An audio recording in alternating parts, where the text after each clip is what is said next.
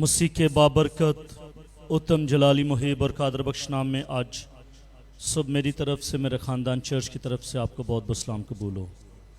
आपको बहुत बहुत सलाम कबूल हो। हालेलुया। मेरे अज़ीज़ों, जब ये कहा जाए कि आए सब दुआ मांगे, कलाम के लिए दुआ मांगे, अपनी ज़िंदगियों के लिए दुआ मांगे कि खुदावंद हमारे साथ कलाम करे, तो why you are not do this? आप इस तरह क्यों नहीं करते? आपको दुआ करने की ज़रूरत है। मैं दुआ कर रहा था, मेरे दिल में ये बात है कि मैं देखूं लोगों को। तो मैंने जब देखा तो काफ़ी लोग खामोश थे और काफ़ी लोगों ने आंखें भी खोली थी और काफ़ी लोग इस इंतज़ार में भी थे कि दुआ जल्दी इसके साथ ख़त्म हो।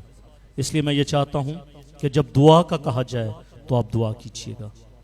आमीन। आइएगा मेरे साथ, निकालिएगा हम मुकाशवा की किताब,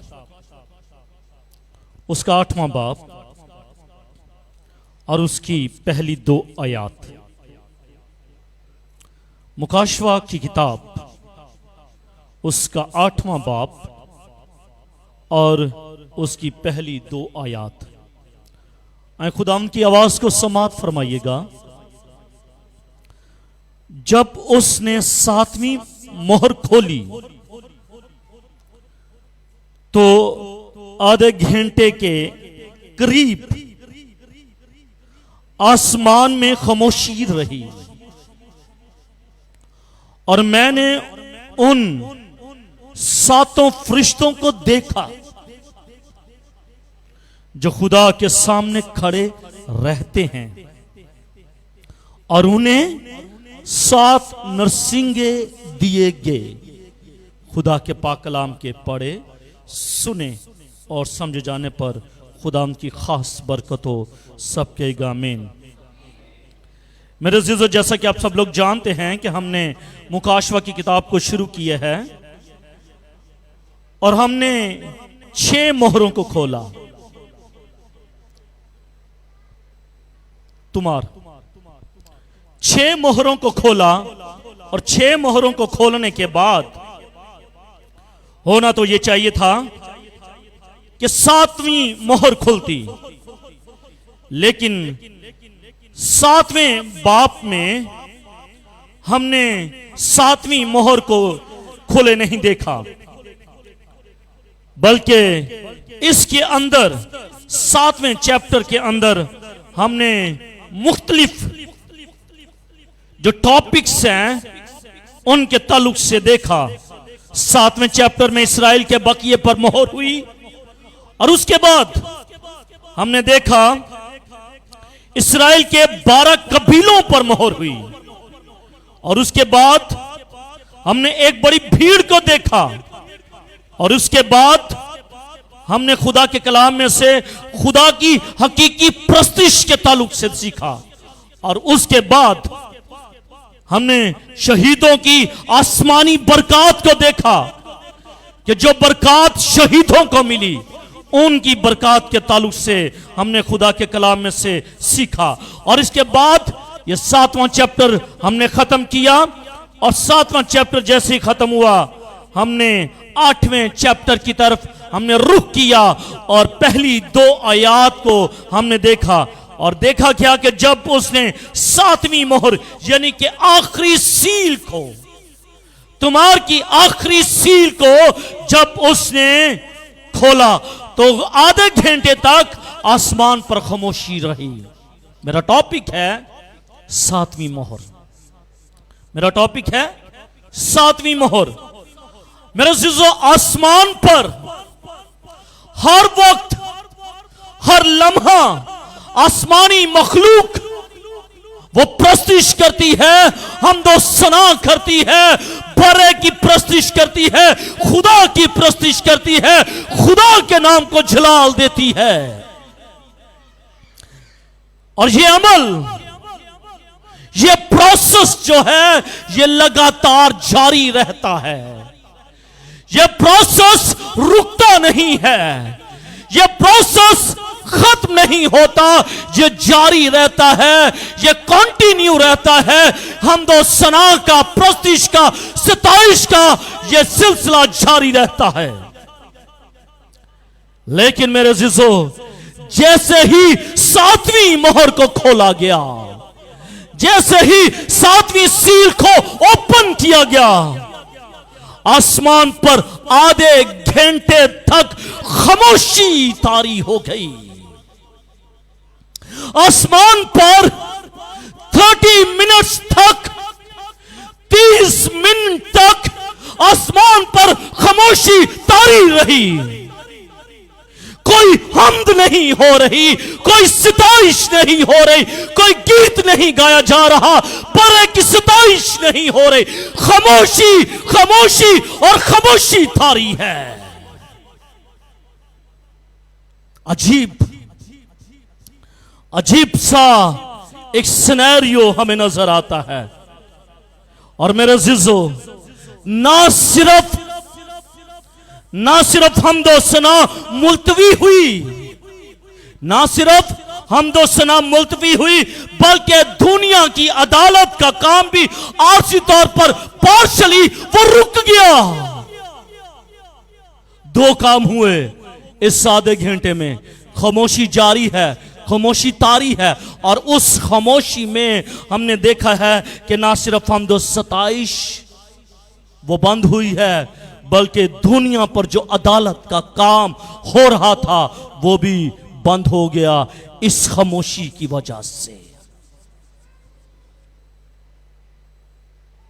इस खामोशी की सबसे बड़ी वजह, इस पिन ड्रॉप साइलेंस की सबसे जो बड़ी वजह है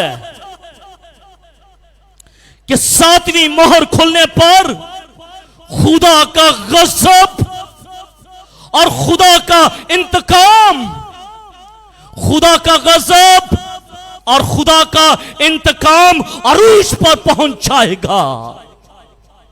हम अक्सर ये बात कहते हैं ना, जब दो फ्रीकैन में लड़ाई हो और एक को जरब लग जाए और फिर वो खामोश हो जाए, अपने घर में बैठ जाए और कोई रद्द अमल ना पेश करे, तो कहा जाता है कि इसकी खामोशी किसी बड़े तूफान का सबब है। इसकी खामोशी इस बात का इजहार है कि कोई बड़ा तूफान बर्पा होने वाला है। इसी तरह जब आसमान पर आधे घंटे तक खामोशी रही, तो यह खुदा के गज़ब और खुदा के इंतकाम का अरूज था।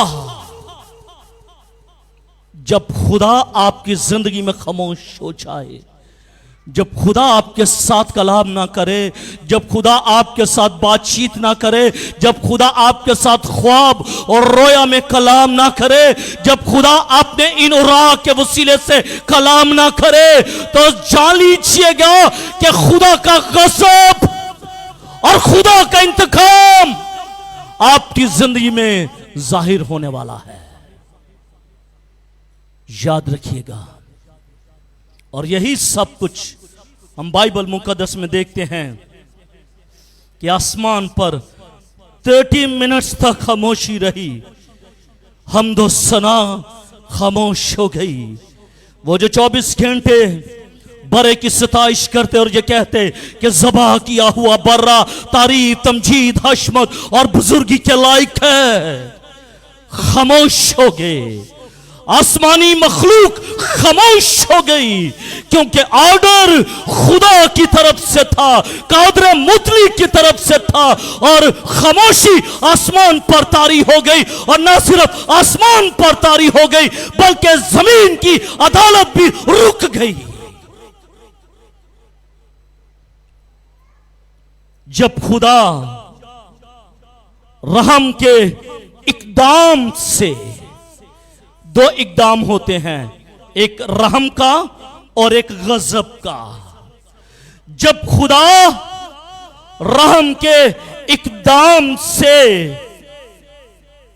गजब के इकदाम की तरफ बढ़ता है, जब खुदा रहम के इकदाम से गजब के इकदाम की तरफ बढ़ता है, तो इसमें धीमापन होता है, क्योंकि खुदा का कलाम यह फरमाता है कि खुदा कहर करने में धीमा है और शफकत में सरापे गनी है। जब उसका कहर नाजिल होता है, जब उसका कहर नाजिल होता है तो धीमापन जाहिर होता है, धीमापन आता है। और इस बाप में मेरे अजीजो हम 7 नरसिंगों और 7 प्यालों की रोया का आगाज भी देखेंगे। 7 प्यालों और 7 नरसिंगों का जिक्र भी हम इस रोया में देखेंगे। नरसिंगे बहुत अहम हैं, इसलिए आगे चलकर हम देखेंगे नरसिंगों के ताल्लुक से भी, जिससे यह जाहिर होगा कि बेशक आसमान में सुकून और अमन है, आसमान में पीस है, लेकिन नीचे जमीन पर तबाही ही तबाही होगी। इस बात में यह भी वजाहत की जाएगी कि बजुकात हम दुआएं मांगते हैं, बजुकात हम दुआएं करते हैं, लेकिन हमें जवाब नहीं मिलता, हमें जवाब नहीं मिलता। लेकिन हमारी दुआएं जो हैं वो खुदा के तख्त के सामने वो पहुंच जाती हैं। ऐसा नहीं है कि हमारी दुआएं रुक जाएं, हमारी दुआएं पहुंच जाती हैं, लेकिन हमारी दुआओं का जवाब नहीं मिलता। खुदा कादरे मुतलिक खुदा है जो दुनिया और अपने लोगों पर हुकूमत करता है। वो हुकूमत करता है और वो अपने लोगों की दुआओं का जवाब भी देता है जब वो मुनासिब जानता है। ये नहीं कि अगर अभी हमने दुआ किसी काम के लिए मांगी है तो अभी उसका जवाब मिल जाए, नहीं। जब खुदा मुनासिब वक्त जानता है, जब खुदा को इल्म है कि ये वक्त अहम है, ये इसके दुआ का जवाब है, जवाब देने का वक्त है, वो उस वक्त आपकी दुआ का जवाब देगा। और जब वो मुनासिब नहीं जानता वो दुआओं का जवाब नहीं देता। 10वीं और 11वें बाप में अंजील की मुनादी और 19वें बाप में सफेद घोड़े का सवार खुदा के कलाम पर जोर देता है कि तौबा करो, तौबा करो, क्योंकि आसमान की बादशाही करीब है। क्योंकि जब 7वीं मोहर खोली जाएगी, जब 7वीं सील को ओपन किया जाएगा, उस वक्त किसी शख्स के पास वक्त नहीं होगा कि वो तौबा कर सके।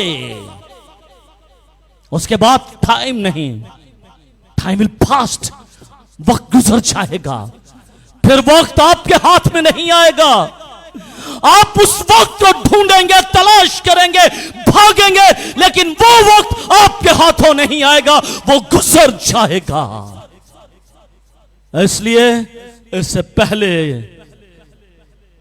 पहले कि 7वीं मोहर को खोला जाए, इससे पहले कि बर्रा इस 7वीं मोहर को खोले, इस इस्तमार की 7वीं मोहर को खोले, इससे पहले कलीसिया अपनी जिंदगियों के अंदर तौबा का अमल शुरू कर दें, अपने गुनाहों का इकरार करना शुरू कर दें, अपनी जिंदगी को खुदा के ताबे करना शुरू कर दें। क्योंकि जब 7वीं मोहर खुल जाएगी उसके बाद कुछ भी हमारी जिंदगियों के लिए नहीं हो पाएगा। मेरे अज़ीज़ों, इन 2 आयात के अंदर जो बड़ी ही अहम चीज है वो है आधा घंटा, उसके बाद 7 फरिश्ते और तीसरी बात 7 नरसिंगे। इन 2 आयात के अंदर हम ये 3 चीजों को देखेंगे। पहली चीज आधे घंटे की खामोशी, दूसरी बात 7 नरसिंगे, तीसरी बात और 7 फरिश्तों के ताल्लुक से हम आज सब खुदा के कलाम में से देखेंगे। पहली चीज आधे घंटे की खामोशी। आप मुझे बताएं कि क्या आप इस जगह पर मौजूद हैं? इस जगह पर बच्चे भी हैं, बड़े भी हैं, बुजुर्ग भी हैं। आप आधे घंटे की खामोशी इख्तियार कर सकते हैं? हाँ? आप आधे घंटे की खामोशी इख्तियार कर सकते हैं? क्यों बेटा? आधे घंटे की खामोशी इख्तियार कर सकते हैं? बताओ, सैली लेट मी नो। कर सकते हैं? नहीं कर सकते ना। क्यों? क्योंकि आपके पास 2 बेटियां हैं, आप भी नहीं खामोशी इख्तियार कर सकते। ऐसा ही है ना? नहीं कर सकते। आप आधे घंटे की खामोशी इख्तियार नहीं कर सकते क्योंकि आपके पास बच्चे हैं, आपके पास बच्चे हैं। लेकिन मैं चाहता हूं कि आज सुबह आप उस सिनेरियो में पहुंच जाएं, उस सिनेरियो में चले जाएं, आसमान पर पहुंच जाएं जहां पर आधे घंटे की खामोशी है। आमीन। महसूस कीजिएगा, आंखों को बंद करके महसूस कीजिएगा कि मैं आसमान पर पहुंच चुका हूं जहां पर आधे घंटे के लिए खामोशी है। 7वीं मोहर के खुलने पर आधे घंटे तक आसमान पर खामोशी छाई रहती है। गालबन आसमान पर अदालत के आने वाले मंजर को दिखाने से पहले, इससे पहले कि जजमेंट हो, इससे पहले कि अदालत शुरू हो, अदालत को दिखाया जाए, अदालत को दिखाने से पहले आधे घंटे तक आसमान पर खामोशी तारी रहती है। यह खामोशी क्यों है? यह पिन ड्रॉप साइलेंस क्यों है? इसकी वजह क्या है? इसकी वजह क्या है कि आसमान पर आधे घंटे तक खामोशी तारी रही? इसकी वजह क्या है? कुछ थियोलॉजियंस का लिखना यह है, 3 थियोलॉजियंस अपनी अपनी राय बयान करते हैं। पहला जो थियोलॉजियन है उसका नाम है किडल। किडल कहता है कि आसमान पर क्यों खामोशी तारी रही, उसकी वजह बताता है। आप जो इस जगह पर मौजूद है, आप बता सकते हैं कि आसमान पर क्यों खामोशी तारी हुई? आसमान पर क्यों पिन ड्रॉप साइलेंस हो गई? आसमान पर क्यों आसमानी मखलूक ने प्रस्तिश करना बंद कर दी? क्यों आसमान पर खामोशी तारी हो गई? वजह क्या है? हमने पढ़ तो लिया है, और मैंने उन 7 फरिश्तों को देखा जो खुदा के सामने खड़े रहते थे, उन्हें 7 नरसिंगे दिए गए और आधे घंटे के करीब तक खामोशी तारी रही। क्यों भाई खामोशी क्यों तारी रही? पहली वजह किडल क्या कहता है? कौन? किडल क्या कहता है? वो तजवीज देता है, क्योंकि आसमान पर जाकर तो किसी ने नहीं ना देखा, आसमान पर किसी ने जाकर नहीं देखा सवाए यूहन्ना के, और उसने भी रूह में देखा। लेकिन ना तो मैंने देखा, और ना किडल ने देखा, और ना चार्ल्स ने देखा, और ना किसी और ने देखा। सब बाइबल मुकद्दस को पढ़कर अपनी अपनी राय को बयान करते हैं। आज हम उन 3 राह पर गौर करेंगे। किडल ये कहता है, वो तजवीज करता है कि ये तजस्सुस को बढ़ाने की गर्ज से तारी हुई।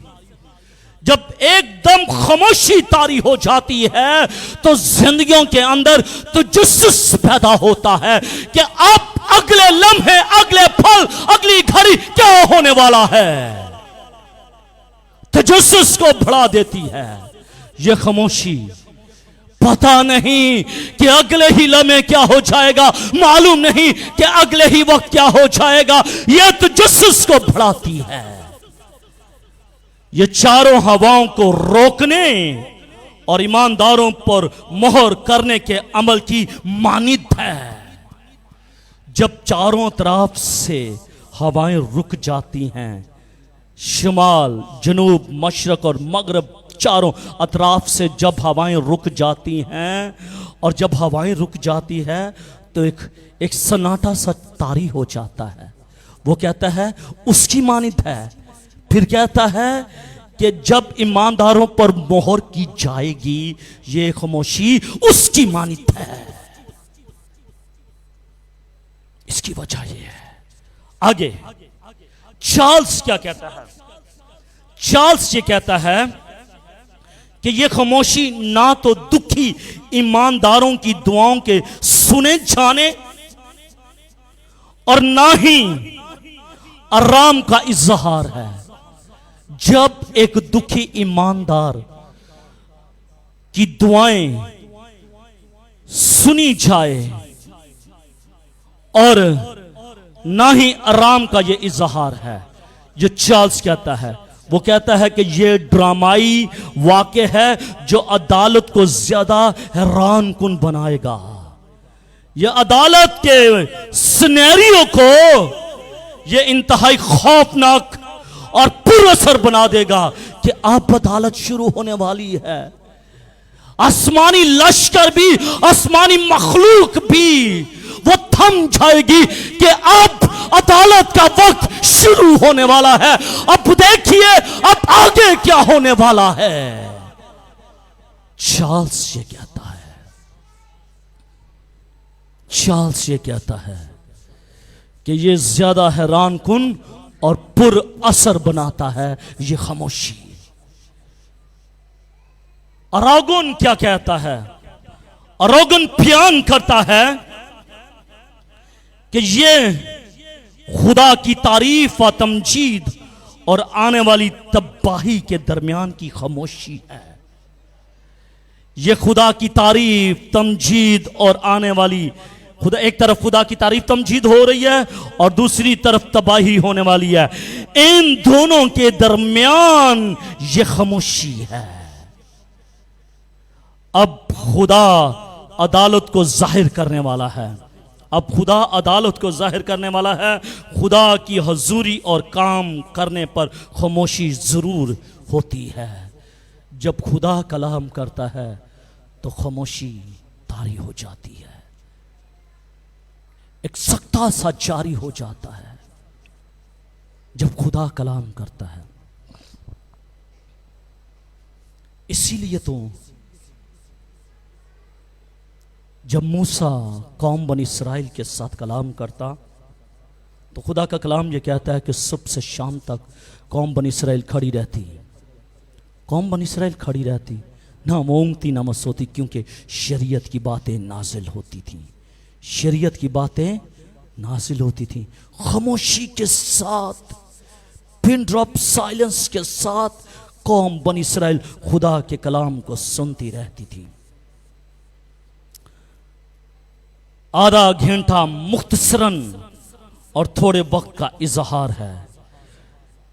मुकाशवा 8वें बाब की 2 आयत से 5वीं आयत के वाकयात जो फरिश्तों से मुताल्लिक हैं, इसी खामोशी के दौरान वाक़े होते हैं, इसी खामोशी के दौरान वाक़े होते हैं। और होने वाले वाकयात की शिद्दत के बायस ये खामोशी छाई रहती है।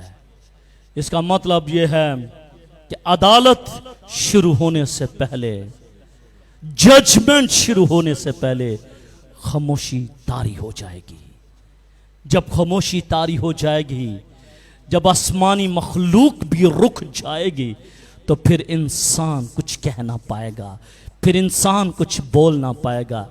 अभी तो आपके पास वक्त है कि अभी आप आसमानी मखलूक के साथ मिलकर प्रस्तिश कर सकते हैं, हम दो सताइश कर सकते हैं, लेकिन जब खामोशी तारी हो गई उसके बाद you have no time, you have no time, आपके पास वक्त नहीं होगा। इससे पहले कि आसमान पर खामोशी तारी हो जाए, उससे पहले आप अपनी अपनी जिंदगियों को खुदा के ताबे कर लीजिएगा। आमीन। दूसरी बात, 7 फरिश्ते। 7 फरिश्ते क्यों? आसमान में आधे घंटे की खामोशी के बाद यूहन्ना ने 7 फरिश्तों को देखा जो खुदा के तख्त के सामने खड़े हैं, जो खुदा की हजूरी में खड़े हैं। अगरचे यूहन्ना ने आसमान पर बहुत सारी चीजों को देखा, लेकिन उस वक्त यूहन्ना को वो तमाम चीजें दिखाई गई, लेकिन इन 7 फरिश्तों को नहीं दिखाया गया जब तक कि इनका जिक्र नहीं आया। अब इनका जिक्र आया है, इसलिए यूहन्ना की निगाहें 7 फरिश्तों पर लगी हुई हैं। कितनी? 7 फरिश्तों पर लगी हुई हैं। इन 7 फरिश्तों का मुकाशवे की किताब में भी अभी तक जिक्र नहीं था। हमने पहले देखा 7 रूहें, 24 तख्त और उन तख्तों पर 24 बुजुर्ग बैठे हैं। आग के 7 चिराग जलते हुए हमने देखे हैं। बलौर की मानद शीशे का समुंदर हमने देखा है। 4 जानदार देखे हैं, लाखों करोड़ों फरिश्ते देखे हैं, इंसानों की एक बड़ी जमात देखी है, और इसके साथ साथ खास फरिश्ते अभी हमने देखे हैं जो खुदा के कलाम की तरफ हमारी तवज्जो को और यूहन्ना की तवज्जो को मबलूज करवाते हैं। ये यूहन्ना ने ये तमाम चीजों को देखा था, लेकिन अब ये 7 फरिश्तों पर उनकी निगाह अभी पड़ी है, अभी पड़ी है। इन 7 फरिश्तों के बारे में लिखा है कि ये खुदावन के सामने खड़े रहते हैं, ये खुदावन के सामने खड़े रहते हैं, लेकिन यूहन्ना को अब दिखाए गए हैं, पहले नहीं दिखाए गए, अब दिखाए गए हैं जब उनके काम का वक्त आ गया है, जब उनके काम करने का वक्त आ गया है। फिर यूहन्ना को ये 7 फरिश्ते दिखाए गए हैं कि इन 7 फरिश्तों पर भी निगाह डाल ले, क्योंकि इनके काम अभी शुरू होने वाले हैं। 7 फरिश्ते कौन हैं? 7 फरिश्ते कौन हैं? ये तो साफ जाहिर है कि ये 7 फरिश्ते उन आम लाखों करोड़ों फरिश्तों के साथ हम इनके साथ नहीं मिला सकते, क्योंकि हमने बाइबल मुकद्दस में, हमने मुकाशबा की किताब में ये देखा था कि तख्त है, तख्त के गिर्द 24 तख्त हैं, और उन 24 तख्तों पर 24 बुजुर्ग बैठे हुए हैं, और उन 24 तख्तों के चौगिर्द जो हैं वो फरिश्ते हैं। ये वो फरिश्ते नहीं हैं, ये खास फरिश्ते हैं। ये वो फरिश्ते नहीं हैं जो तख्त पर जो 24 बुजुर्ग बैठे हैं और उनके चौगिर्द जो फरिश्ते हैं, ये वो फरिश्ते नहीं हैं, ये खास फरिश्ते हैं। ये खास फरिश्ते हैं क्योंकि उनकी जगह कोई और है और इनकी जगह खुदा के तख्त के सामने है। इनकी जगह खुदा के तख्त के सामने है। वो फरिश्ते जो हैं वो 24 तख्तों के चौगिर्द वो घूमते रहते हैं। मेरे अज़ीज़ों, 7 फरिश्ते जो हैं उन लाखों करोड़ों फरिश्तों के साथ हम इनका मुआवजा नहीं कर सकते, क्योंकि वो और फरिश्ते हैं, ये और फरिश्ते हैं, क्योंकि उन्हें ये इम्तियाजी दर्जा हासिल नहीं है। उनको, लाखों करोड़ों फरिश्तों को ये इम्तियाजी दर्जा हासिल नहीं है कि वो खुदा के ज्यादा करीब आ सके। वो खुदा के ज्यादा करीब नहीं आ सकते, लेकिन ये जो 7 फरिश्ते हैं ये खुदा के सामने खड़े रहते हैं। इसकी तस्दीक क्या है? बाइबल मुकद्दस में से देखिए, लूका तबीब की मार्फत लिखा गया अंजीली बयान, उसका पहला बाप और उसकी 19वीं आयत। जकरिया से जो फरिश्ता हम कलाम हुआ उसने क्या कहा था? जकरिया पर जो फरिश्ता नाजिल हुआ था उसने क्या कहा था? उसने कहा, मैं जब्राइल हूं जो खुदा के हुजूर खड़ा रहता हूं, जो खुदा के हुजूर खड़ा रहता हूं, और इसलिए भेजा गया हूं कि तुझसे कलाम करूं। इसलिए भेजा गया हूं ताकि तुझसे कलाम करूं। हम जानते हैं कि जब्राइल खुदा के मुकर्रब फरिश्तों में से एक फरिश्ता है। बाकी मुकर्रब फरिश्ते कौन से हैं? वो 7 मुकर्रब फरिश्ते कौन से हैं? मेरे अज़ीज़ों, वो 7 फरिश्तों का नाम अरुएल, रफ़ाएल, रुईल, मिकाएल, असराफेल और इमाएल, ये 7 फरिश्तगान हैं जो खुदा के हुजूर, खुदा के करीब खड़े रहते हैं और खुदा के हुक्म का इंतजार करते रहते हैं। ये उन लाखों करोड़ों फरिश्तों से ये मिल नहीं सकते। इनका दर्जा यह है कि ये खुदा की नजरों के सामने खड़े रहते हैं। ये वो 7 फरिश्ते हैं। बाजुलमा का ख्याल है कि आग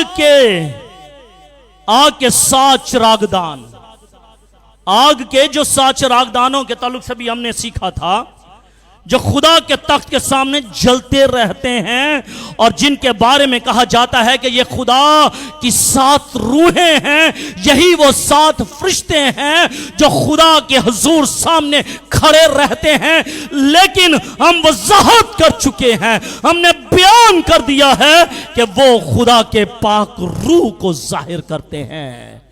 जो 7 चरागदान हैं वो खुदा के रूह को जाहिर करते हैं। लेकिन ये जो 7 फरिश्ते हैं ये खुदा के हुक्म के इंतजार में रहते हैं, उसकी नजरों के सामने रहते हैं। ये 7 फरिश्ते हैं जिनके ताल्लुक से मैंने बताया। और इन 7 फरिश्तों के हाथों में खुदा का कलाम ये कहता है कि जब आधा घंटे की खामोशी खत्म हो गई, जब आधे घंटे की खामोशी खत्म हो गई तो यूहन्ना ने ये 7 फरिश्ते देखे और उस नामालूम शख्सियत को भी देखा। अब एक ऐसी पर्सनालिटी जाहिर हुई कि खामोशी खत्म हो गई, पर्सनालिटी जाहिर हो गई। और उस पर्सनालिटी ने, उस शख्सियत ने इन 7 फरिश्तों को 7 नरसिंगे दी। कितने?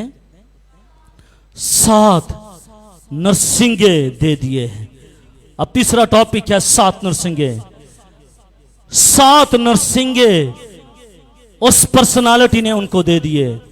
खुदा का कलाम ये बताता है, खुदा के कलाम में ये लिखा हुआ है, इजहार है कि बनी इस्राएल की जिंदगी में, कौम बनी इस्राएल की जिंदगी के अंदर नरसिंगों की बहुत ही अहमियत थी।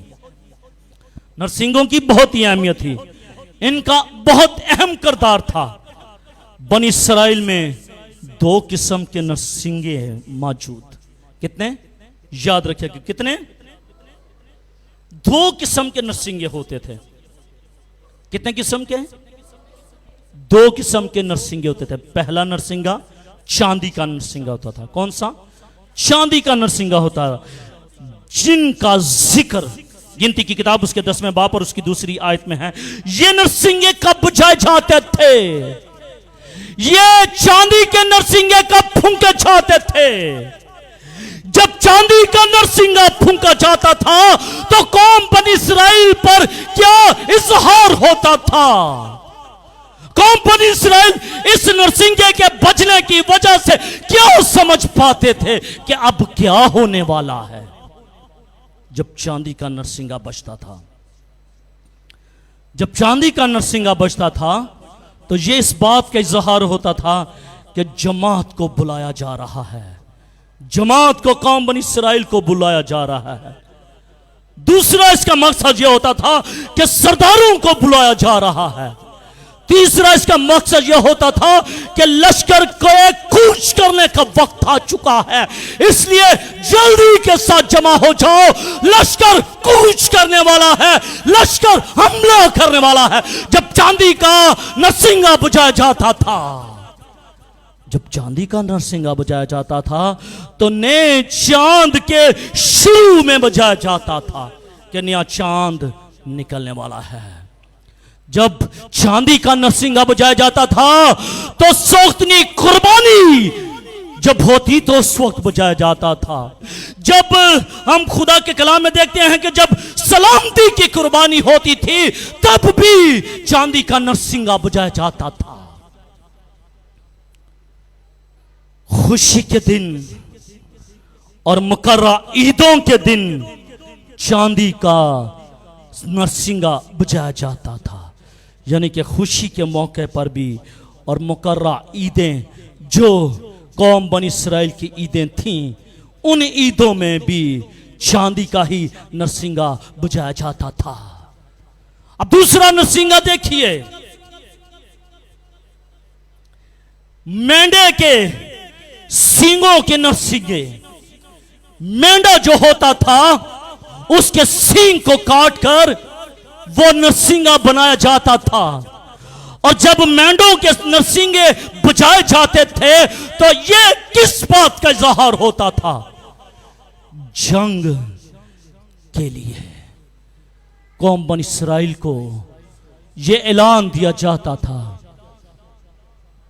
कौम बनी इसराइल को यह ऐलान मिलता था कि अब चूंकि मेंढे का नरसिंग अब बच चुका है, इसलिए हमने अब जंग के लिए तैयारी करनी है, अब हमने लड़ने की तैयारी करनी है।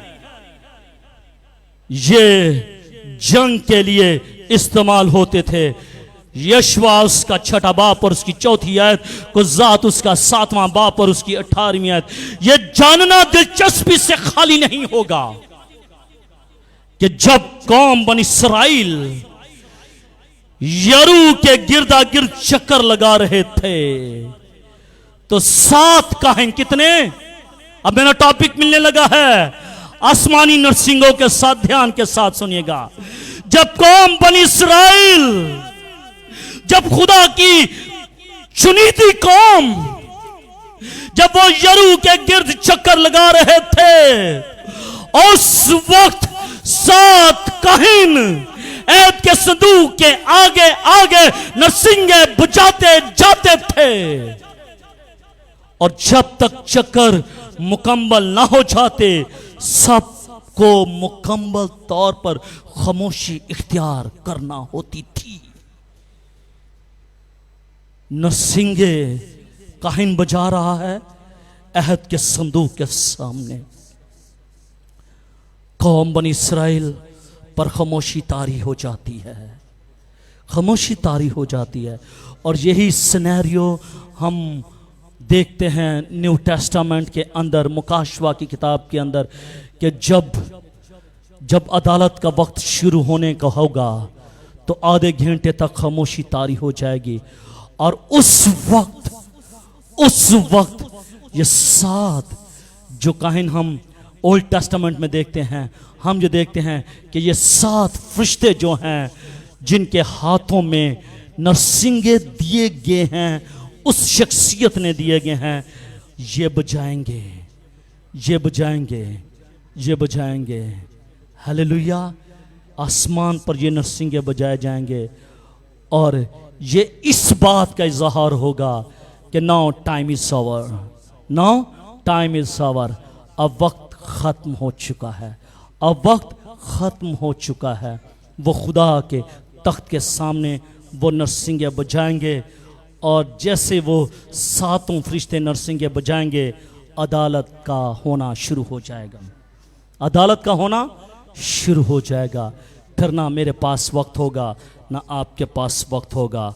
और मेरे अज़ीज़ों, नए अहदनामे में भी 3 मौक़ों पर नरसिंगे बजाए जाएंगे, 3 मौक़ों पर। न्यू टेस्टामेंट में आने वाले वक्त में भी 3 नरसिंगे बजाए जाएंगे। खुदा के नरसिंगे के बजाए जाने पर कलीसिया उठाई जाएगी। खुदा का कलाम ये कहता है, पहला थस्सलोनिकी के उसके 4 बाब की 16वीं आयत में लिखा है कि जब पहला नरसिंगा फूंका जाएगा, नरसिंगा फूंका जाएगा, तो कलीसिया का रैप्चर हो जाएगा, कलीसिया आसमान पर उठाई जाएगी। फिर दूसरी वक्त जब 7 नरसिंगे बजाए जाएंगे तो खुदा की अदालत का दूसरा सिलसिला शुरू हो जाएगा। तीसरी दफा कब? जब खुदावन मसीह इस जमीन पर हुकूमत करने के लिए आएंगे तो वो नरसिंगे की बड़ी आवाज के साथ अपने बरगजीदों को जमा करेगा। लेकिन क्या मैं और आप उन बरगजीदों में शामिल होंगे या नहीं होंगे? क्या मैं और आप उन राइचियसनेस पीपल में शामिल होंगे या नहीं होंगे? नरसिंगा बजेगा, आसमान पर नरसिंगे बजेंगे। 7वीं मोहर जब खोली जाएगी तो 7 फरिश्ते 7 नरसिंगों को लेकर 7 फरिश्ते नरसिंगे बजाएंगे और अदालत का वक्त शुरू हो जाएगा। और जब अदालत का वक्त शुरू हो जाएगा फिर मेरे पास और आपके पास वक्त नहीं होगा। जब यीशु मसीह जमीन पर हुकूमत करने के लिए आएगा तब भी नरसिंगा फूंका जाएगा। इससे पहले कि उसकी अदालत शुरू हो, इससे पहले कि उसकी जजमेंट शुरू हो, आए उस गिरोह में शामिल हो जाएं जिस गिरोह की का जिक्र मत्ती उसके 24वें बाब पर उसकी 31वीं आयत में किया गया है, कि वो अपने बरगजीदों को नरसिंगा बजाकर जमा करेगा। जो सोए हुए हैं वो जाग उठे, जो सो रहे हैं वो बेदार हो जाएं, जो गफलत की नींद सो रहे हैं वो उठ खड़े हों। इससे पहले कि नरसिंगा फूंका जाए, इससे पहले कि 7 नरसिंगे फूंके जाएं, उठ जाइएगा, अपने बिस्तरों को छोड़ दीजिएगा, अपने जहनी कोफ्तों को छोड़ दीजिएगा, निकल आइएगा उनमें से, क्योंकि आपके पास वक्त नहीं होगा। फिर खुदा आपके लैम एक्सक्यूज नहीं सुनेगा, कभी नहीं सुनेगा आपके लैम एक्सक्यूज। अभी तो आप अपने लैम एक्सक्यूज सुनाते हैं, पादरी साहब ऐसा हो गया, भाई साहब लाइट चली गई है, भाई साहब सर में दर्द था, लैम एक्सक्यूज पादरी तो सुन लेगा, लेकिन खुदा आपको कोई लैम एक्सक्यूज नहीं सुनेगा।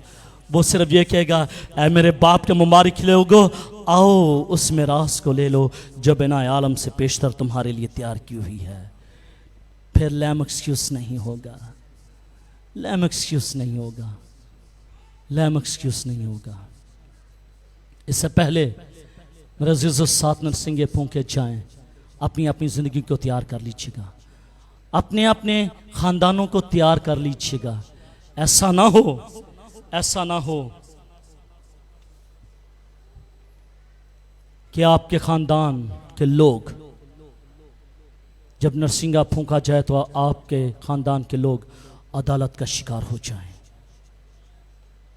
ये बरहक है, ये होगा। मत सोचिएगा ए जग मिठा ते अगे किड़ा किसने डिठा, मत सोचिएगा। मालूम नहीं कि अभी शायद हम घर में भी पहुंच पाएं या ना पहुंच पाए, वक्त आ जाए। जिनकी बीवियां घरों में बैठी हैं, जिनके शौहर घरों में बैठे हैं, जिनके बच्चे घरों में बैठे हैं, जिनके पेरेंट्स घरों में बैठे हैं, जिनके बुजुर्ग घरों में बैठे हैं, आज सोचिएगा कि आपके बुजुर्ग, आपकी बीवी, आपका शौहर, आपके बच्चे खुदा के घर में नहीं आए।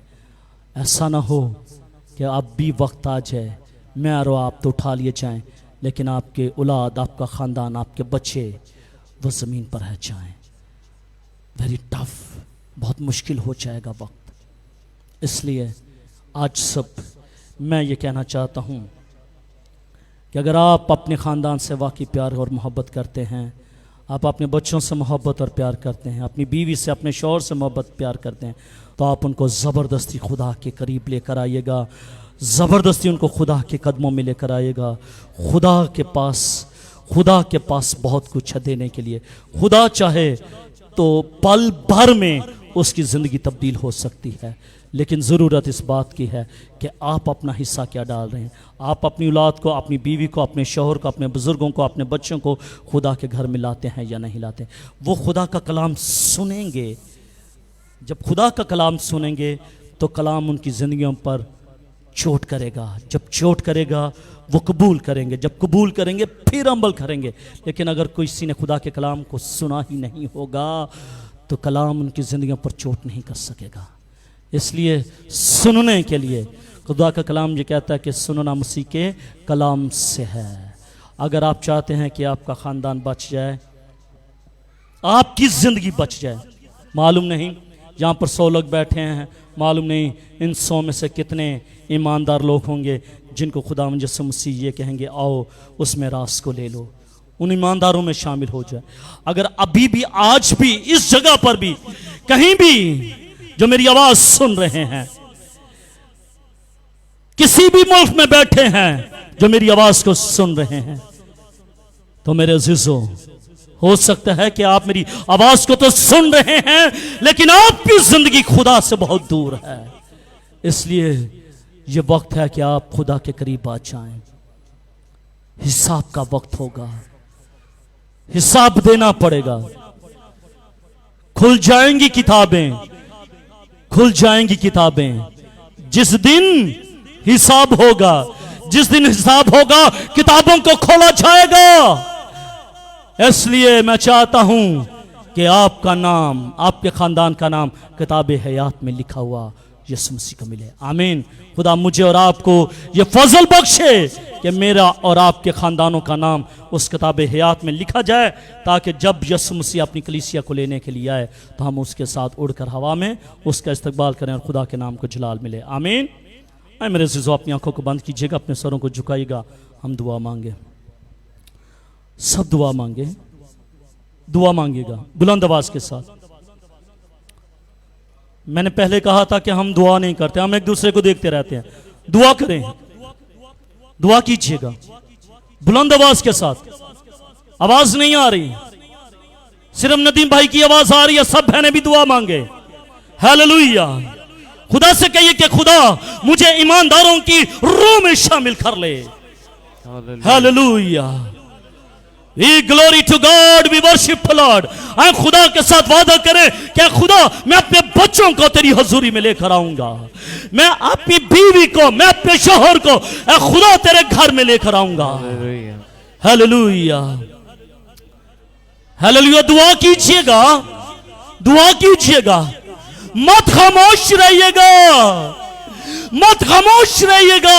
अपनी सांप पे होंठों को बंद करना चाहता है, अपने होंठ आज सब बंद ना हो बल्कि खुदा की हजूरी में खुल जाएं।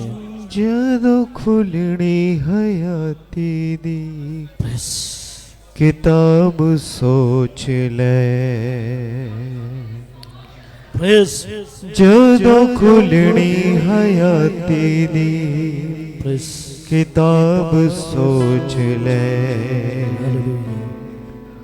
उदों देवेगा कि यीशु नू,